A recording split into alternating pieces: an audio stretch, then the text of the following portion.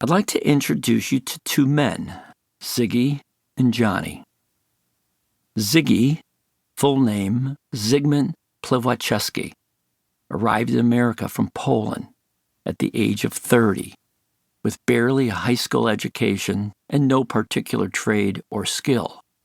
He wasn't able to speak much English and took menial, low-wage jobs just to survive. Eventually, he secured a job with Swift & Company as a butcher and meat packer. He got up at 4:30 a.m., worked all day in freezer-like conditions, and then went to a second job as a butcher at a retail meat market. With a wife and 5 children, he put in 12 and 13-hour days to support his family.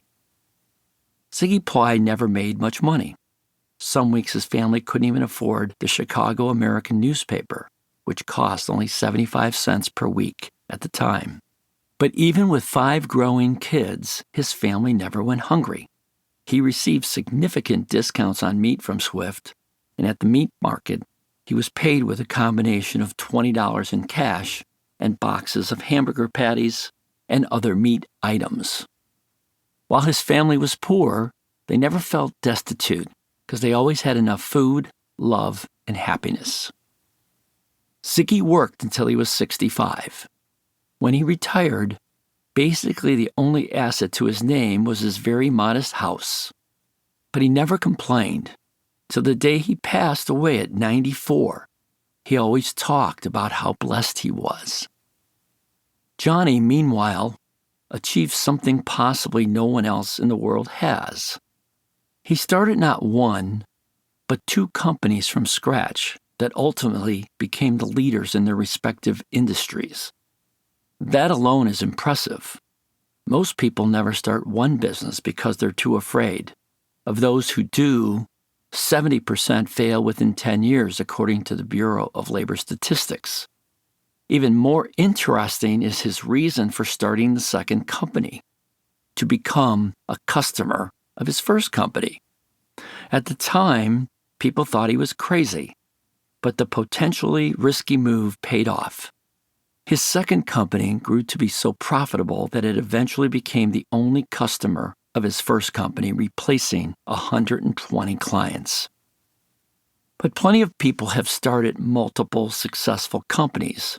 What's special about Johnny is that he grew his 2 companies to be the best in their field, and he did it in industries that had already been around for 30 to 50 plus years.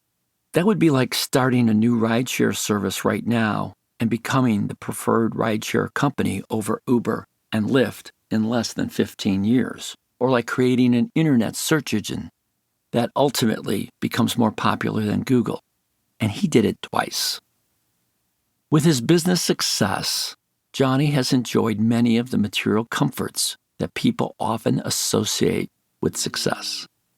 He's owned multiple beautiful homes and luxury cars, Mercedes-Benz, Ferrari, and Bentley. He has belonged to some of the most exclusive private golf clubs in the U.S., such as Chicago Golf, Butler National, and Bighorn. He has been able to buy his wife and himself watches and jewelry, expensive clothing, and they've taken several fabulous vacations through the years. In addition, over his lifetime, he's been able to donate millions of dollars to organizations and causes he cares about. Between these 2 men, who was more successful? If you're like most people, you will probably say Johnny, in which case I'm flattered. But if I were to answer that question, I would say Ziggy is more successful. Ziggy is actually the most successful person I've ever met. And I've met many big-name, accomplished presidents and CEOs, including the heads of Fortune 500 companies who oversee billions of dollars in sales. In fact, if it were not for Ziggy, I never would have achieved the levels of success I have. I wouldn't even exist, because Ziggy is my father. So why is Ziggy the most successful person I've ever met? To answer that, we must first answer a deeper, all-important question. What is success?